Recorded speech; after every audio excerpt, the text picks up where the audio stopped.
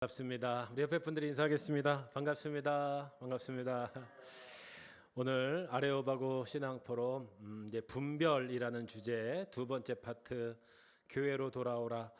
이 교회에 대한 분별에 대한 말씀 오늘 마지막 시간입니다. 우리 첫째 시간에는 좀 교회를 이해하는 역사적인 방식 그리고 이 땅의 교회의 의미가 무엇이고 우리 한국 교회가 어떻게 또 이런 전통과 하나님의 은혜로 여기까지 왔는지 또 개괄적인 좀 말씀을 드렸고요.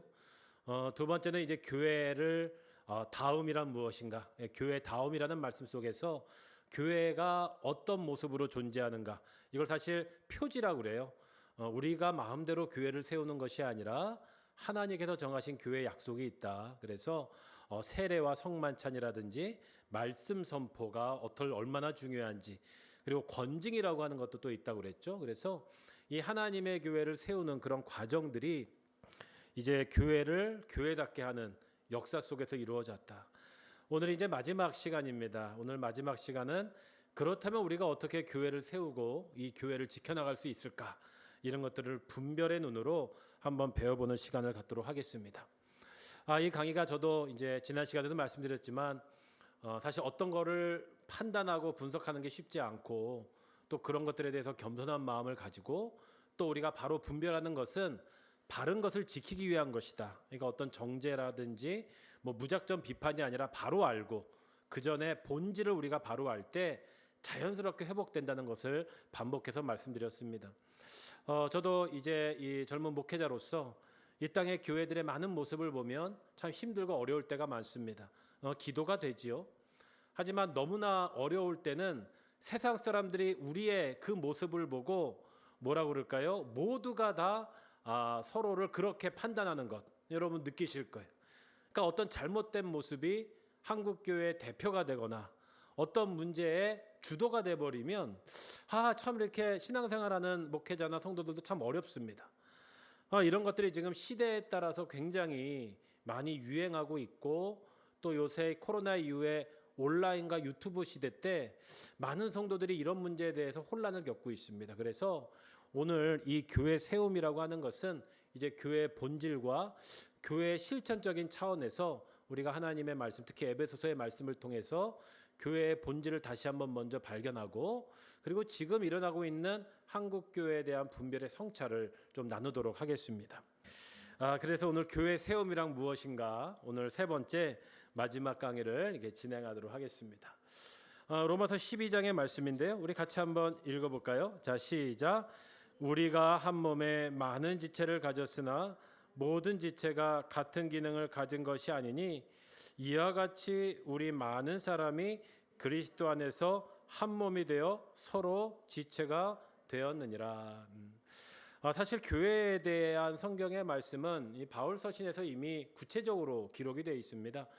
우리가 계속 반복적으로 말하지만 교회는 그리스도가 몸이고 또 그리스도가 머리이시고 뭐 이런 표현들을 계속 말씀드렸죠. 하지만 이 교회라고 하는 것이 눈에 보이는 교회하고 또 하나님의 말씀의 교회가 다 일치하지는 않습니다. 그래서 우리는 보이지 않는 교회가 있다. 이걸 뭐냐면 보편적인 교회라고 보통 말합니다. 이 얘기는 하나님의 말씀에서 시작돼서 사실 처음부터 교회를 딱 짓고 교회가 시작된 게 아니거든요. 그러니까 구약으로부터 하나님의 말씀에 따라서 하나님의 계획에 인해서 예수 그리스도의 십자가 사건과 이후에 그 부활 사건 이후에 성령을 받은 공동체들이 이 하나님의 이런 보편적인 구원의 역사 속에서 탄생한 게 교회죠. 그러니까 이것은 눈에 보이는 게 아니에요. 지금처럼 땅을 사고 교회를 짓고 딱 이게 교회입니다 말한 게 아니라 하나님의 구원 역사 속에서 보편적으로 세워진 교회들이 교회의 뿌리라고 하는 것이죠. 이 교회들이 보이는 교회가 되는 겁니다. 그래서 가시적인 교회라고 그래요. 그러니까 지금의 교회들은 분리된 게 아니죠. 그러면 지금 보이는 교회는 그 하나님의 보편적 교회의 정신을 따라서 세워지고 운영되고 미래를 준비하는 것입니다. 이게 굉장히 중요해요. 그래서 이 교회를 이해할 때 이건 내 교회도 아니고 사실 한국 교회도 아니고 뭐 우리나라의 감리교단만의 교회도 아니고 또 이 도림교회만 진짜 교회가 아니고 이건 모든 교회가 다 이렇게 생각해야 된다는 거예요. 자, 그러면 이런 시대에 우리가 이 교회 세움에서 이런 질문들을 많이 하는데 많은 분들이 궁금해하는 것들이 좀 질문들이에요. 이런 교회들에 대해서 왜 이렇게 교단이 복잡합니까? 뭐 이런 질문 많이 하잖아요. 뭐 장로교고 뭐고 감리교는 뭐고요. 이런 종교는 무엇입니까? 그래서 여기에 대해서 이런 기초가 없으면 굉장히 오해가 됩니다. 또 교회를 세울 때 어떤 분들은 이런 질문을 많이 해요. 예배는 꼭 왜 주일날 드려야 됩니까? 뭐 이런 거죠. 목사님 축도는 왜 받아야 됩니까? 막 이런 질문도 해요. 그러니까 눈에 보이는 교회와 교회에 사는 일들이 이 보편적 교회의 의미를 알지 못하면 이게 헷갈린다는 겁니다. 질문이 되는 것이죠. 예를 들어서 예배 때 하는 사도신경이라든지 또 우리가 죄 고백이라든지 또 어떤 베네딕션, 축도라든지 말씀 선포라든지 이런 것들이 그냥 우리가 딱 이게 예배드리기에 편해서 만들어진 게 아니라 바로 보이지 않는 교회의 하나님의 영적 속성에 따라서 지켜지고 있다는 것입니다. 그러니까 이런 질문들을 우리가 교회론을 잘 이해해야 우리가 만들 수 있다. 뭐 대표적으로 헌금을 왜 내야 됩니까? 헌금은 어디에 사용합니까? 그래서 제 친구 중에도 교회에 다니는 친구들은 이렇게 생각해요. 교회 개척하면 불쌍하다고 그래요. 그러면 교회가 좀 부흥하면 진호나 살만해졌겠다 이런 얘기를 해요. 그 친구들은 헌금은 목사한테 하는 걸로 생각하고 있어요. 그러니까 대형 교회는 목사들은 부자고 좋은 차 타고 다니면 그렇게 오해할 수 있는 것 같아요. 이런 것도 헌금이 뭔지 이 보편적인 교회의 정신을 알아야 우리가 제대로 드릴 수 있다는 것이죠. 또 이런 것들이 제대로 사용되라 교회가 바로 세워진다는 것입니다. 대표적으로 집사, 권사, 장로는 뭡니까? 왜 이렇게 싸웁니까? 막 이런 질문도 하고요. 사실 이런 모든 것들을 우리가 교회를 세울 때 있어서 한 번 정도 좀 점검하고 교회의 본질이 뭔지를 알 때 사실 이해할 수 있는 질문이라는 것입니다. 그래서 유명한 말이 있죠. 교회는 끊임없이 개혁되어 왔고 개혁되어 왔다. 그러니까 사실 이 교회는 변화에 적응해서 여기까지 온 거예요. 근데 그 본질은 바뀌지 않았죠. 하지만 교회는 개혁이라고 하는 것이 근본에 있는 것입니다. 그 시대와 상황과 하나님의 백성과 여러 가지 문화의 차이에 따라서 교회는 바뀔 수밖에 없어요. 그러니까 우리는 옛날의 전통만 지킨다? 이것도 옳은 방법은 아니라는 것입니다. 하나님의 보편적인 교회, 그 원리를 가지고 눈에 보이는 교회는 계속해서 바뀌어 왔습니다. 대표적으로 우리 개신교회 전이었던 카톨릭은 그래서 교회의 표지를 하나됨과 거룩함과 보편성, 사도성 뭐 이런 원칙들을 정했죠. 우리는 지금 오직 말씀과 성례전을 통해서 교회의 보편적 교회의 사명을 감당한다 이렇게 생각하고 있습니다. 그러면 교회에 대한 본질에 대해서 다시 한번 몇 가지로 좀 정리를 해볼 필요가 있는데요. 그럼 도대체 교회가 뭡니까? 그 보편적인 교회의 의미가 우리가 어떻게 세울 때 지켜야 됩니까? 보통 교회를 크게 세 가지로 좀 정리합니다. 첫 번째는 하나님의 백성으로서의 교회다. 그러니까 이 교회라고 하는 것은 사실 구약 성경부터 신약 요한계시록까지 하나님께서 이루시고자 하는 하나님의 구원의 길에 함께 걸어가는 공동체다 이렇게 보시면 돼요. 그래서 이스라엘 같은 경우에 이스라엘도 교회의 모형이 될 수 있죠. 성전도 교회의 모형이 될 수 있어요. 또 예수님과 제자 공동체, 여러분 이것도 교회의 아주 중요한 원리가 될 수 있습니다. 또 성경의 예언자 전통, 예언서들이 사회에 대해서 공의와 사랑을 말하는 거, 이것도 교회의 중요한 표지가 될 수 있어요. 결국은 부름받은 사명, 예수님께서 올라가시면서 이 땅에 주신 우리의 사명이 있잖아요. 땅 끝까지로 내 증인이 되리라. 여러분 이것은 하나님의 백성으로서의 교회이기 때문에 우리가 해야 될 가장 중요한 것이라는 겁니다. 또한 교회는 성령의 피조물로서의 교회가 있어요. 이제 예수님께서 성령을 통해서 믿는 자들에게 주신 은혜가 있죠. 그 중에 몇 가지가 우리가 자유함을 얻게 됐어요. 이 교회의 자유함. 내가 노예 신분에서 이제는 해방됐어요. 이 교회의 영적인 원리입니다. 성령을 통해서 이제 죄에서 자유하고 율법에서 자유하고요. 우리는 죽음에서 이 교회를 통해서 자유함을 얻게 됐어요. 이거는 뭐냐면 성령의 피조물로서의 교회이기 때문이에요. 그래서 우리는 성령과 교회 같진 않습니다. 교회보다 성령이 먼저 있었지만 우리는 이 교회 안에 성령의 내주하심을 믿고 고백하는 공동체. 그럴 때 이 성령의 역사가 일어나는 겁니다. 그래서 우리 교회 안에는 많은 성령의 능력들이 나타나요. 은사, 봉사, 지도력, 가르침. 근데 이런 것들이 잘못 이용되면 이 교회의 분별에서 중요한 이 사회적인 문제까지 이루어질 수 있다는 것이죠. 그래서 우리가 이 성령의 피조물로서의 교회를 잘 기억해야 된다. 마지막으로는 그리스도의 몸으로서의 교회입니다. 두 번째 시간에도 말씀드린 것처럼 우리 그리스도의 몸으로서 우리가 그리스도의 말씀과 행하심과 그의 유언과 그의 명령을 따라 사는 것. 그래서 세례와 성만찬 이게 중요하다. 그래서 예정과 교제하고 친교하고 연합하는 것이다. 이게 중요하다 말씀을 드렸습니다. 그래서 이 세 가지는 끊임없이 교회가 개혁되지만 이 교회의 본질을 가지고 우리가 신앙생활하는 것이고 교회를 세우는 것입니다. 그렇다면 이제 이 교회의 역사 속에서 참 문제가 많잖아요. 그렇죠? 그래서 사실 이런 것들은 뭐 제가 그냥 듣는 얘기를 하는 것보다는 좀 권위 있는 책을 통해서 우리가 좀 이해할 필요가 있겠다. 한스킹이라는 이 교회론의 유명한 이 신학자가 있죠. 그가 이제 모든 개신교에서 아마 배울 거예요. 이 교회론의 책을 저도 이번에 다시 한번 완독을 했는데 거기에 보면 이 교회와 이단의 문제를 아주 잘 정리를 했습니다.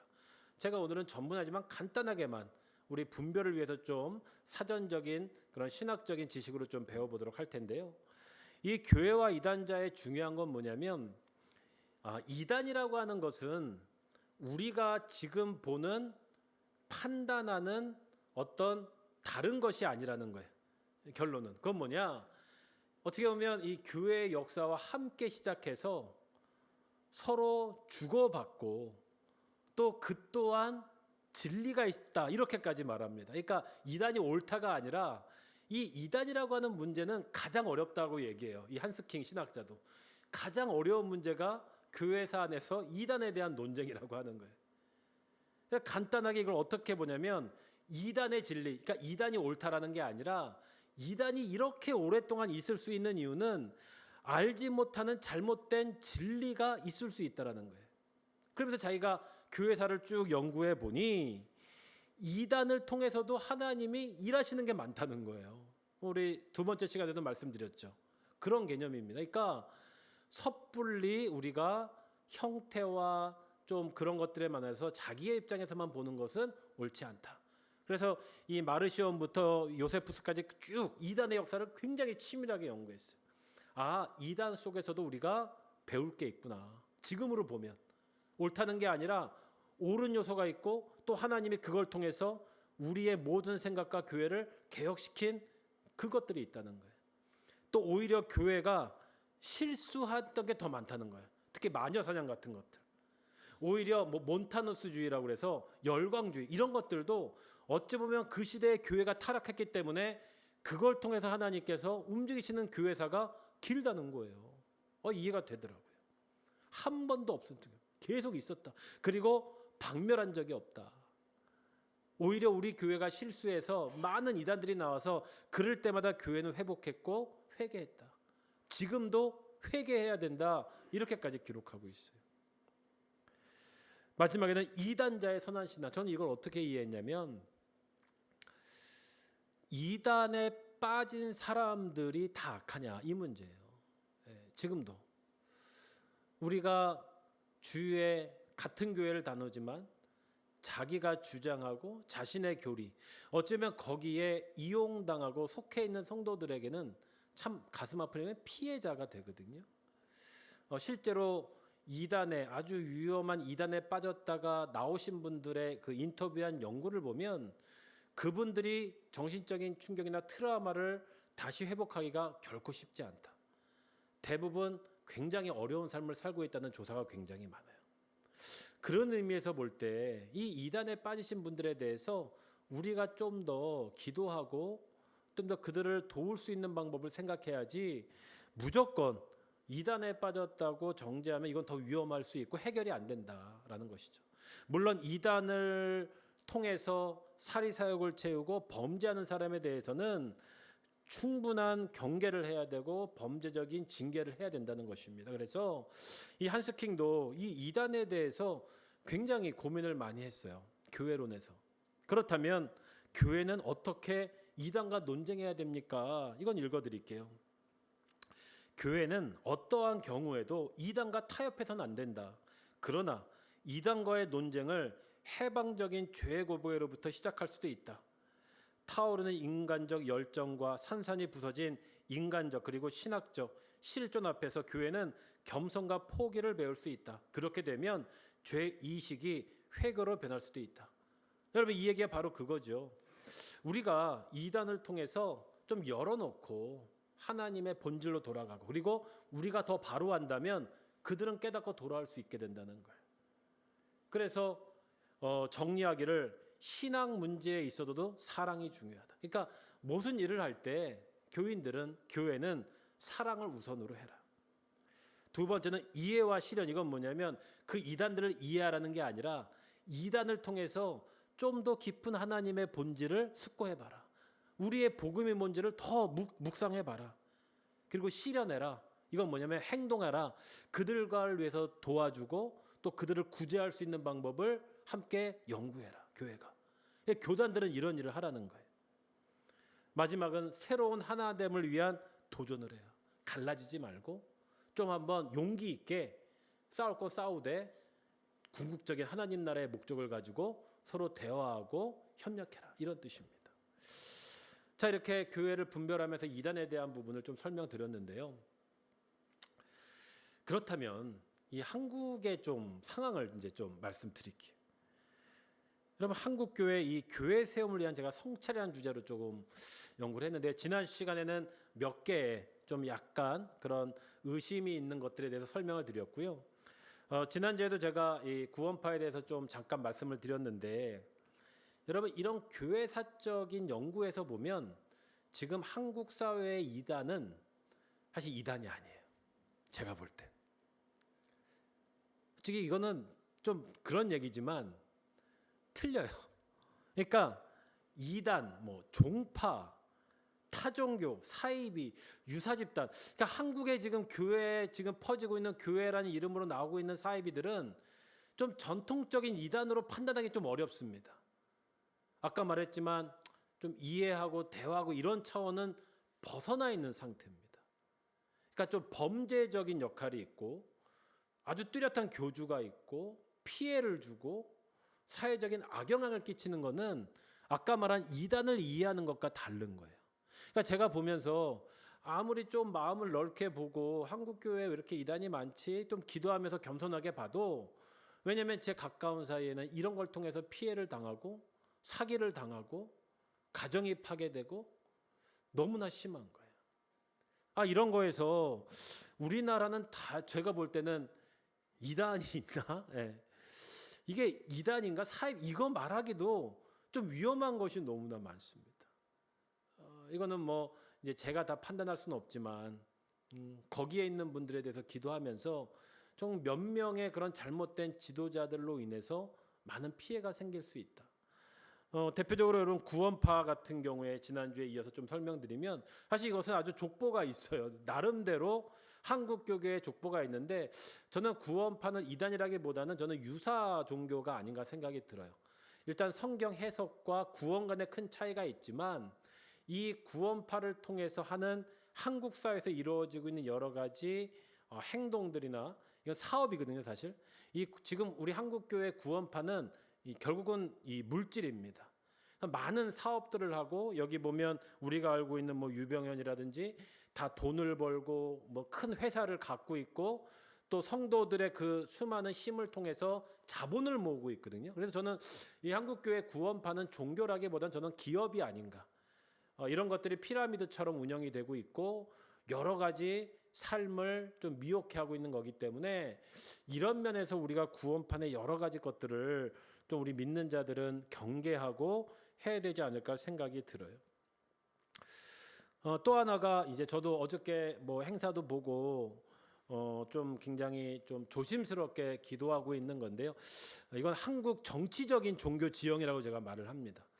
이제 정강훈 씨라는 이제 예전에 목사죠. 뭐 목사로 지금 활동하시는데 이제 정당 운동을 아주 몇 년 동안 아주 오랫동안 하셨던 분으로 알고 있고 지금 아주 전국적으로 급속적으로 어떤 진보와 보수에서 보수의 입장에서 정치 운동을 하고 있는 것 같아요.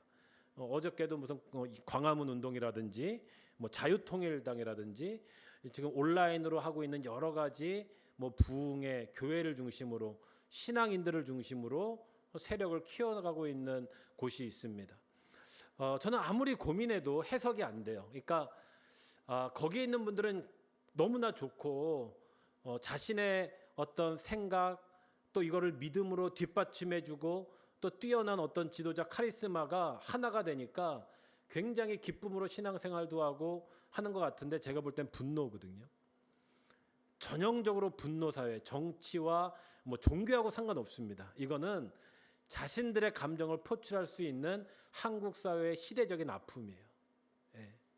많은 사회 문제들이 일어나고 있고 실질적으로 많은 목사님들도 뭐 동의하거나 동의하지 않거나 심적으로 동의하는 분도 굉장히 많이 있고요. 주위에는 여기를 굉장히 지지하는 교회가 많아진다.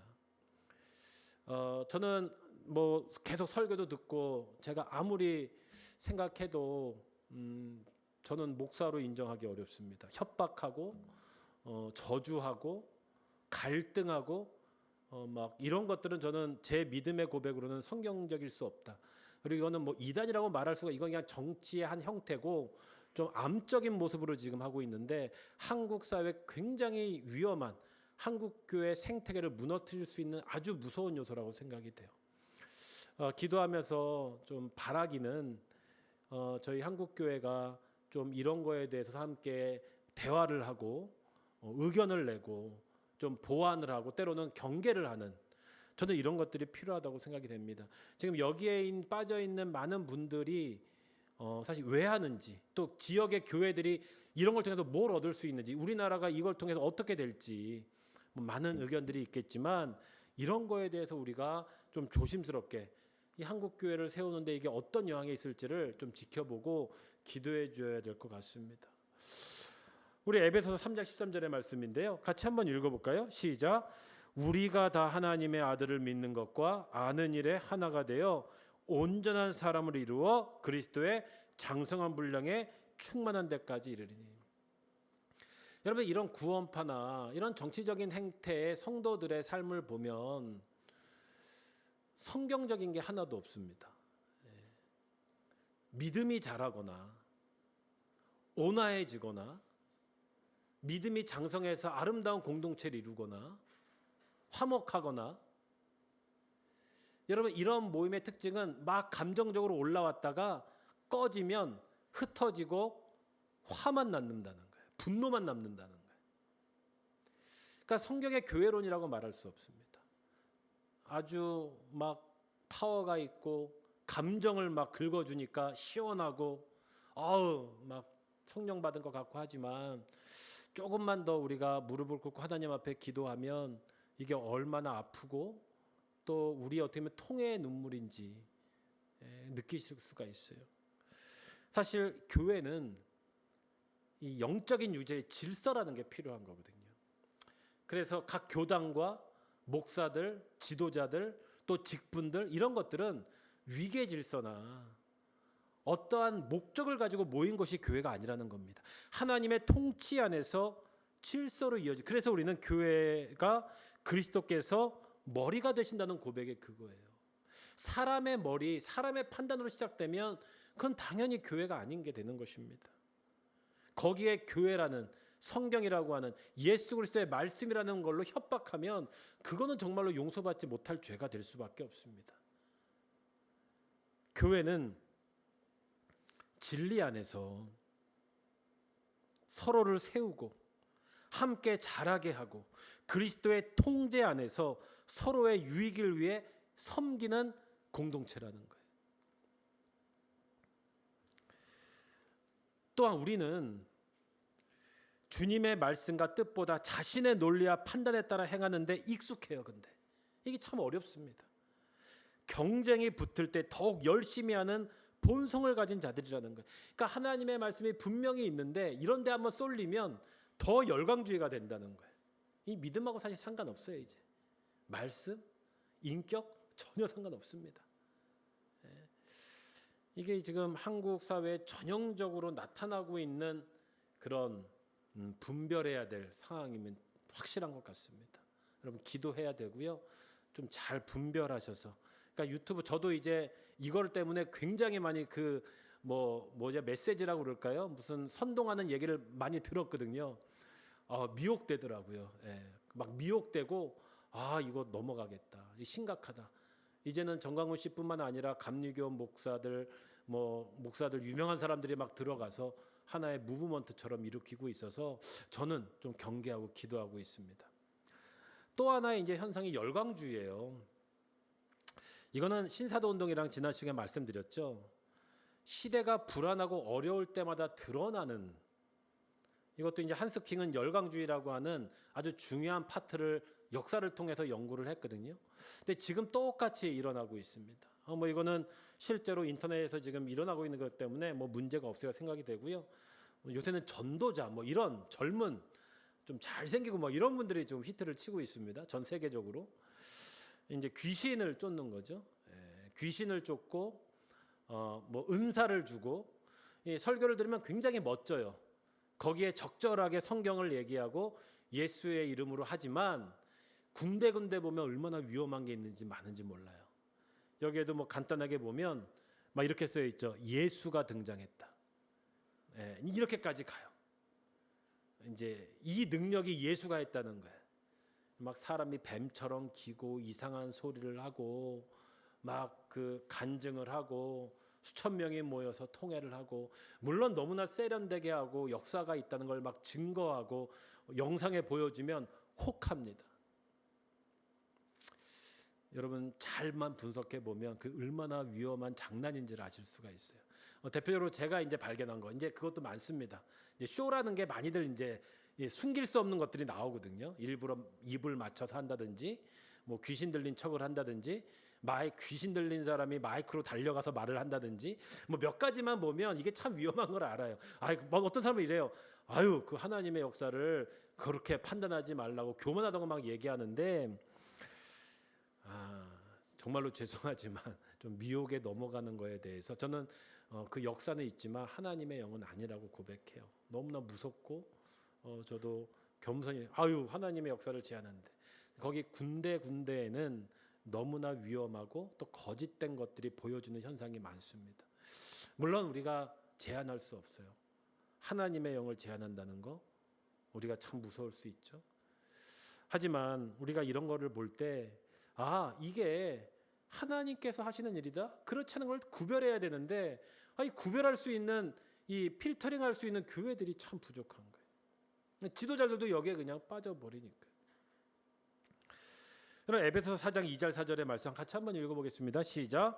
모든 겸손과 온유로 하고 오래 참음으로 사랑 가운데서 서로 용납하고 평안에 매는 줄로 성령이 하나 되게 하신 것을 힘써 지키라.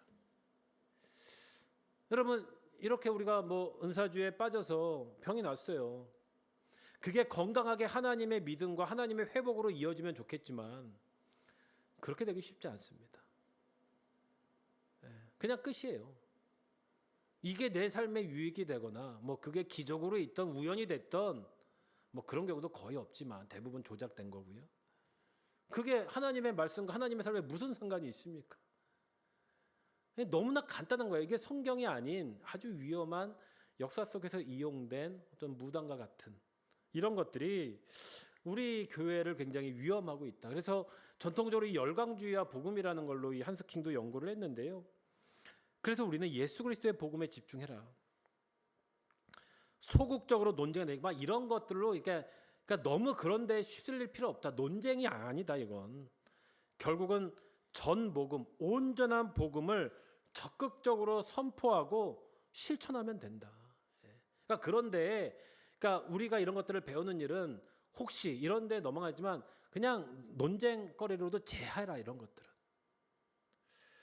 교회를 진리로 인도하는 성령의 말씀은 예수의 영과 말씀이 통일되어 있음을 명백하게 보여줍니다. 그러니까 우리가 뭐 예수의 이름으로 하고 성령의 이름으로 하고 성경의 이름을 막 들고 하지만 그 속에 있는 하나님의 흐르는 마음, 십자가의 마음, 왜 예수님이 병 고침을 했나, 그 목적이, 그 현상이나 분명히 예수님은 그런 것들을 경계하셨거든요. 그냥 말씀을 보고 본질을 봐라. 그거는 논쟁거리가 아니다. 예수의 말씀을 넘어서는 영, 의존하라는 열광주의는 그 어떤 영에 기초하고 있는지는 몰라도 그 영은 분명 예수의 영이 아니다. 한스킹 학자가 말한 건데, 이런 많은 열광주의적인 것들이, 그러면서도 최근에 이런 것들이 뭐 이런 걸 통해서 교회가 부흥한 걸 또 교회로 부흥했다고 말하기도 좀 그렇고요. 결국은 성령은 말씀에 결합되어 있는 것이다. 뭐 이외에도 많은 그런 현상들이 지금 교회 분별함에 있어서 저희가 좀 구별하고 좀 알 필요가 있다. 여기 계신 혹시 분들이 주위에 그런 분들이 있다면 기도하고 또 그분들이 올바른 복음의 본질을 알 수 있도록 우리는 더 많은 기회를 제공하고 대화하고 노력해야 된다는 것이죠. 베드로전서의 말씀인데요. 진리와 기쁨 같은 걸 지난주에 말씀이고요. 베드로전서의 말씀인데, 너희가 순종하는 자식처럼 전에 알지 못할 때에 따르던 너의 사역을 본받지 말고 오직 너희를 부르신 거룩한 이처럼 너희도 모든 행실에 거룩한 죄가 되라. 기록되었을 때 내가 거룩하니 너희도 거룩할지니라 하셨느니라. 사실 이 교회라고 하는 것, 교회를 교회답게 하고 교회를 세우는 것의 결론은 거룩함이라고 하는 것입니다. 뭐 앞에서 거룩하게 하고 거룩한 척하는 거룩함을 말하는 게 아니라, 거룩함의 근거는 예수께서 거룩하시니 너희도 거룩해라는 거예요. 예수가 거룩한데 우리가 거룩할 수 없잖아요. 그 거룩하신 예수님은 뭐예요? 하나님의 아들로서 이 땅의 성령과 함께 십자가에 죽으시고 이 땅의 가장 낮은 자를 살리셨고 하나님 나라의 소망과 교회의 뿌리가 되신 분이잖아요. 그분이 거룩하기 때문에 우리는 신분 자체가 거룩한 거지, 그 예수님의 능력을 따라한다고 절대로 거룩하게 되지 않는다는 겁니다. 이 거룩함을 잘 우리가 기도해야 돼요. 결국 우리가 따를 수 있는 교회 세움의 거룩함은 뭐냐? 삶에서 드러날 수밖에 없어요. 성도다운 삶이 뭐냐? 성경에는 분명히 정확하게 말해주잖아요. 성령의 열매가 뭐냐? 거룩함의 열매가 뭐냐? 믿음의 열매가 뭐냐? 우리가 따르지 뭐 분열하고 모여서 소리 지르고 뭐 좀 기적 받았다고 은혜 받았다고 말하고, 그게 아니라 삶으로 열매로 진짜를 안다는 것입니다. 그것이 하나님의 온전한 은혜 안에 이루어진다면 감사하고 할렐루야죠. 하지만 이렇게 집단적으로 이런 불안한 시대에 일어나는 것들은 교회를 혼란케 하고 믿음을 혼란케 하는 아주 무서운 영의 장난인 것 같습니다. 그래서 우리는 삶을 통해서 알아야 된다. 결국 교회의 생명은 거룩함에 있다는 겁니다. 여러분, 구별은 세상 안에 있지만 세상과는 다릅니다. 하지만 세상을 버리는 것이 아니라 세상을 향해서 빛을 비추고 희망을 주는 곳이어야 됩니다. 그건 옛날이나 지금이나 다르지 않습니다. 그 해답은 성경에 있고 하나님이 세우신 교회 안에 있는 거예요. 그 성도들의 눈물과 기도가 이 말씀의 전신갑주를 입고 교회가 세워진 것입니다. 우리는 이 교회를 위해서 포기하지 않고 교회를 위해 기도하고 교회를 더 사랑해야 되는 것이 교회로 돌아오라의 하나님의 마음인 것입니다. 그래서 제가 강의를 마치면서 이 한마디로 정리를 했어요. 교회를 세우심은 영혼과 세상을 향해 빛을 비추는 예수 그리스도의 눈물이다. 저는 지금 하나님이 또 예수님이 이 교회를 보면서 얼마나 탄식하실까 저도 회개하며 기도합니다. 혹시 이 강의를 통해서 우리 주위에 정말로 먼저 우리가 이 교회의 본질을 잘 배우고 있는가, 목회자부터 지도자부터. 하지만 정말로 왜곡되고 혼미케 하는 거에 대해서 우리가 어떻게 분별할 수 있는가? 이거를 교회란 무엇인가? 교회 표지가 무엇인가? 하나님의 말씀하신 원하시는 교회가 무엇인가를 잘 배워서 우리가 진정한 교회를 세워가는 저와 여러분, 또 부족하지만 이 작은 도림감리 교회 되시기를 주님의 이름으로 축원합니다. 기도하겠습니다. 하나님, 우리가 이 교회에 대해서 정말로 하나님께서 사랑하시고 이 땅에 예수 그리스도의 피값으로 세우신 이 교회를 위해 기도하고 또 이 분별의 마음으로 나눴습니다. 이 땅에 교회가 바로 세워지고 교회가 교회다워질 때 이 땅은 정말로 많은 아픔이 치유되고 하나님 나라의 소망을 주고 이 세상에 다시 빛과 소금의 역할을 감당할 것입니다. 하지만 너무나 혼미한 이 시대 속에서 우리 믿는 자들이 먼저 교회를 위해 기도하게 하시고 구별케 하시고 또한 괴로워하고 방하는 영혼들이 있다면 붙잡을 수 있도록 인도하여 주시옵소서. 예수 그리스도의 이름으로 기도하옵나이다. 아멘.